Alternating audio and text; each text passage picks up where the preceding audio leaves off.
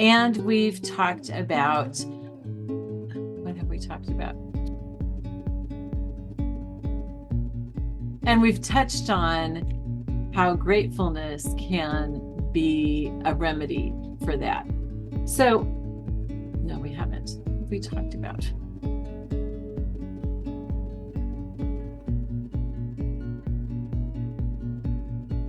So today I want to talk a little bit about what the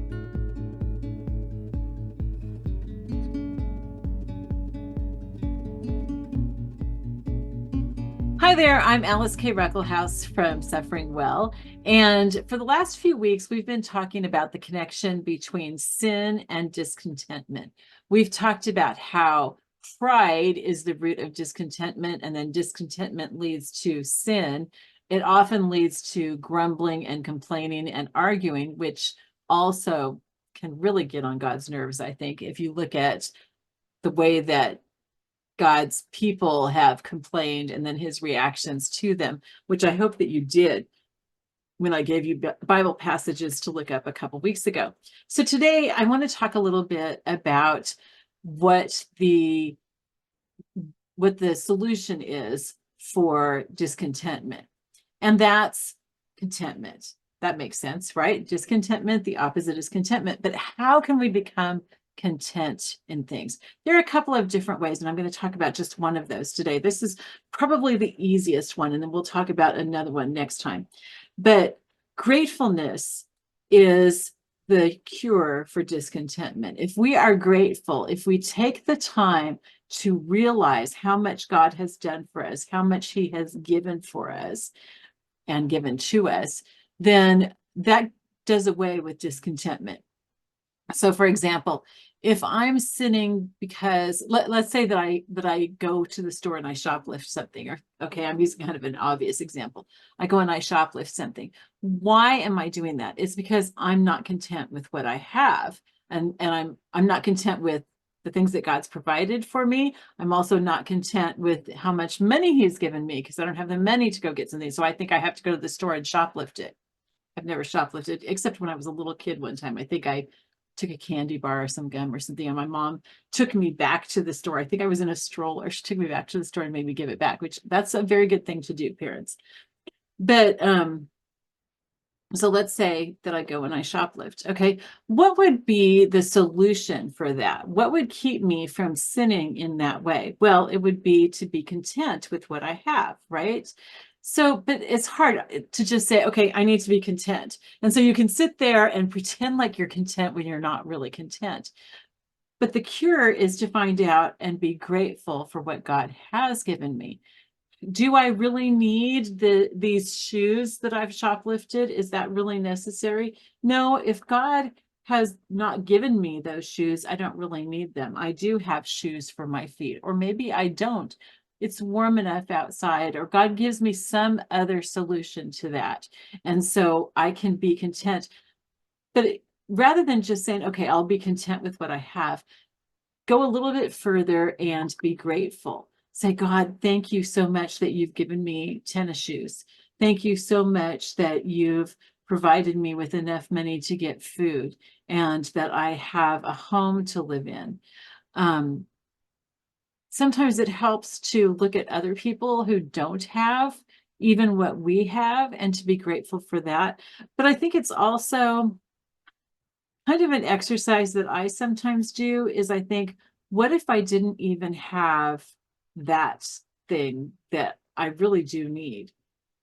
Will God take care of me? Does God still love me? What's the worst thing that can happen? And I realize that even in those very, very worst situations, God still loves me. God takes care of me, maybe by not giving me what I think I want or even need, but he does take care of me. I have had times when I've been worried about finances to the point that I was afraid that I might end up being homeless. And so I thought through it and I thought, okay, so what if I am homeless? What if I'm on the street? At that time, I was living in Minnesota. It's very, very cold.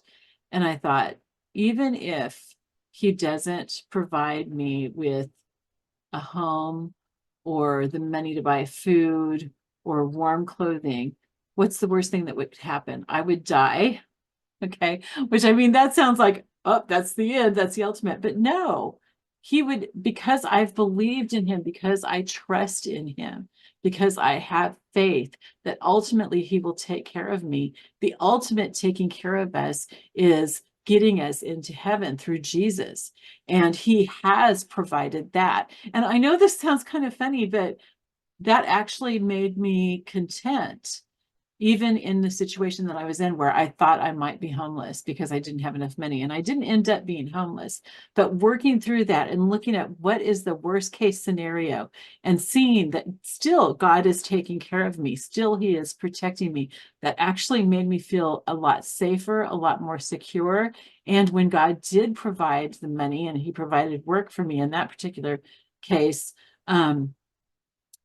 I was more grateful because it was better than the worst case scenario I had been looking at. So that's just kind of, I don't know, you could say it's a mind game, but I think it's actually a really good exercise to think of not just like where I am right now and be grateful for that, but what if it got worse? Can I be grateful for that? So here's what I want you to do. I want you to look at your list of your top 5 sins that we've been dealing with and the ones that are your personal sins that you struggle with, and look at what you have in that area to be grateful for. So for example, if you're complaining because you're single and you really, really want to be married, and so you're just feeling kind of depressed about it, or you're, complaining about it, or maybe even getting into some kind of illicit relationships because of it. Think about what God has given you, the friends that he's given you, the desire for marriage that he's given you, because that desire is a good desire. And be thankful that he's giving you the opportunity to develop the character qualities that you would need for a good marriage. Look at the things that you can work on towards that, and that he has given you the ability to work on that with the help of his Holy Spirit. So be grateful that he's given you the Holy Spirit to help you with that. Okay, so look at each of your 5 sins that you struggle with and think of how you can be grateful for, not for the sin, but for what he has provided you with in that area. And then spend some time praying and thanking him for that. I would really recommend that you write those things down, even if it's just like bullet points, so that each day you can get up and you can thank him for those things. The more that you thank him, the more grateful you are, the less you will be tempted with those things. And I really think, I mean, I don't have any theological reason to think this, but I really think that when Satan hears us being thankful, he stops tempting us in those areas because he doesn't want us to keep being grateful. So do that, do it preemptively, and I will talk to you later. Bye-bye.